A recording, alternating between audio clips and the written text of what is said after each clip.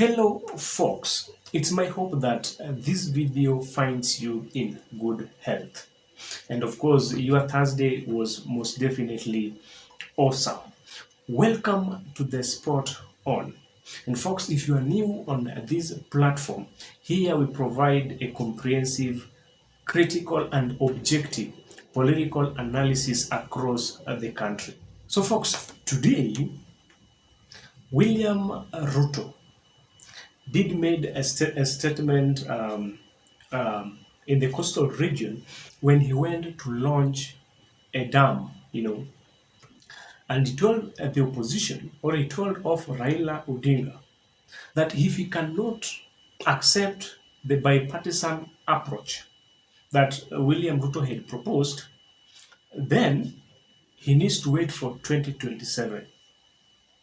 Folks, that is akin to someone telling you that if you can't do it this way, if you can't do it my way, then you can do it, you can do your worst. And after all, I am in charge. There's no any place that you can take me to. There's nothing that you can do to me. So folks, that particular statement by William Ruto in the coastal region, it has a lot of political significance.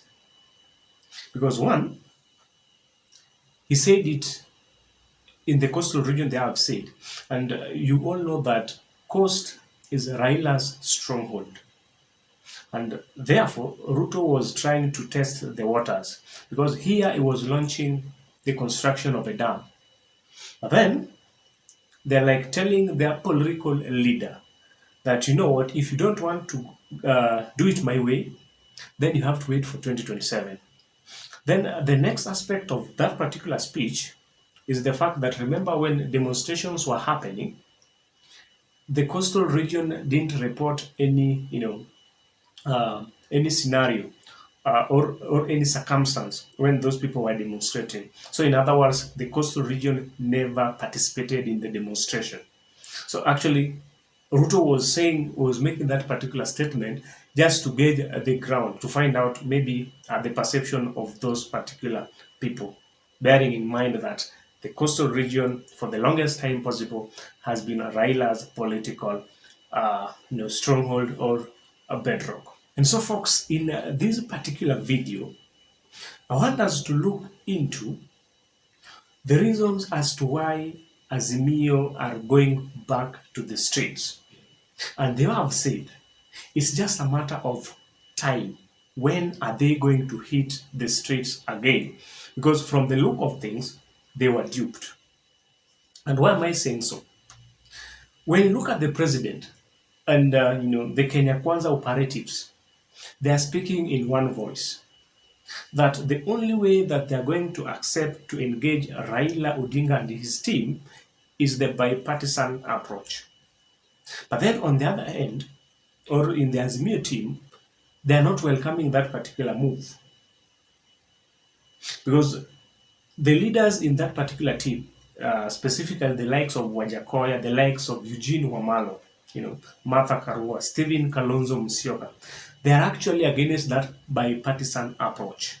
And that's why you saw it yesterday or the other day when they were addressing a press. They said they wanted something akin to the 2008 National Accord. But then the argument in the Kenya Kwanza team was that at this particular time, there was no crisis. There were only political or ideological differences that can be sorted out in the National Assembly. But then these people, they have that perception that if these particular issues are left to the parliamentarians, then they are not going to reach to the so much needed solution. And so according to them, they want to approach this issue in a more diverse way, so that at least some actors outside parliament can be brought in, because the argument was that if it's only left to the parliamentarians, maybe the other side might bulldoze their way out because of the numerical strength and all that. And yesterday actually even saw the leadership of the church, a section of the church actually, they're also of that particular idea. So folks, before we look into the reasons as to why Azimio team and Raila are likely going back to the streets. If you are new on this platform, if you are new on this channel, kindly can you just take 2 seconds of your time and subscribe to the channel. When you look at your screen there, you are seeing the subscription button. Kindly just tap on it, and through that you'll have already subscribed to the channel. And to those of you who have done so already, I can't stop thanking you folks for your wonderful and continuous support. So, why am I saying that these people are going back to the streets? They have said, folks, Raila and his team, they were duped. Because Ruto came up with a bipartisan approach, and he knew pretty well that these people were not going to agree to that particular scheme or that particular system. So he came up, with that approach so that at least these people, one, they could call off the demonstration.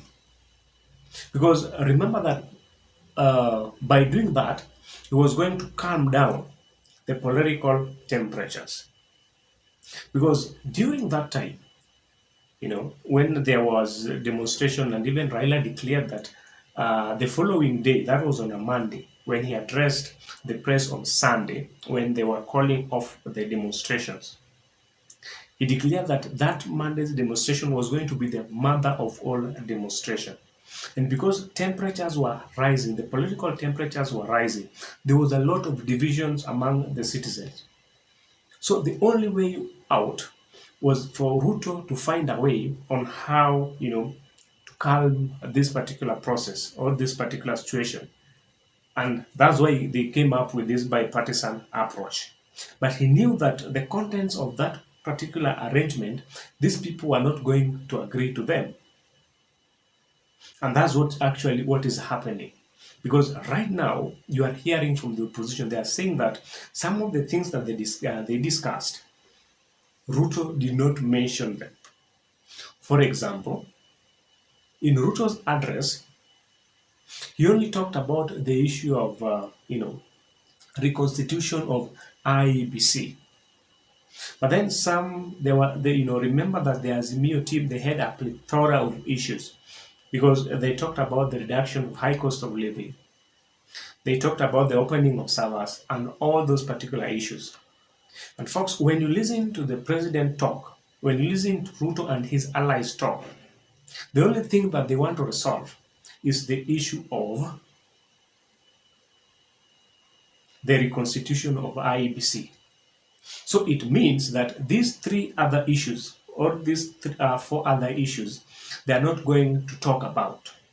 And today, folks, you even heard from, the majority leader, Kimani Ichung'wah. Somewhere he was in Kiambu County, I think. And they said that the only thing that they can do, is to look into the reconstitution of the IEBC, because he was arguing out that the other issues which were raised by Azimio are not attainable. Because one, when it comes to the reduction of high cost of living, he said that the subsidies cannot be sustained, and therefore that's not a route that they're going to take. So most likely the high cost of living cannot come down anytime, according to the government. Because remember that Raila Odinga and his team, their proposal was that they wanted the cost of unga to be reduced to 100, something which the government is saying that cannot be attained. So it means that, folks, the issues that the Azimio had raised, it's only one issue that William Ruto and his team is willing, to sort out or to work on, and that is the reconstitution of IEBC. And therefore, folks, if these other issues cannot be, dealt with, then I think that as the Azimio team, they'll not have any other option but to hit the streets once again and demonstrate. Because even William Ruto was very, very clear, and he said that if Raila Odinga and his team believes that going back to the street is going to cure all these particular problems, then if it was him, he could have done that. So in other words, you're being given a green light to do what exactly you want to do. So folks, they have said Raila Odinga were duped with together with his team in the so-called bipartisan approach, so that at least they could calm down their temperatures, so that at least Ruto could be seen as somebody who values talks. Because remember that he was also under pressure, to engage in this particular talks. Because remember of those, I hope you remember those particular interest groups. We had the church, we had the Western powers, and all those particular people. So it's very, very evident that if these issues are not adhered to then or addressed, then they're likely going to hit back to the street. And actually, another demand was that these people, these particular candidates, or the so-called sellouts, political sellouts, they're also demanding that these people can also go back to they resign, so at least they can go back to the electors to seek fresh mandate. So that's something which is also very, very tricky, and from the look of things, it's going to be very, very hard. And actually, I'll do a video concerning that particular story. Now, what's the way forward? Because right now, remember that the world, in terms of international politics, the world is trying to shift from the West to the East, from the Western powers to the so-called BRICS. So what is likely going to happen in the future? Because from the look of things, these demonstrations are going to continue, maybe up to the 2027 general elections. That is from the look of things. That is if you ask me. So what is likely going to happen into the future? Remember that right now they have said in international politics that these two powers, they're trying to look for allies. Because you have seen even most countries, most African countries, they want to go and join the BRICS because they feel like the Western powers have exploited them for the longest time possible. Right now, these particular countries, most countries are, running short of dollars. Why? There's a problem. That's according to the Western powers. So what is likely going to happen is this, because we know that Ruto was installed into office by the Western powers. So the Azimio team might maybe decide, to align themselves with the Eastern powers or countries from the East, or the so-called BRICS. So that is because those people, they also want allies. They want people to join them.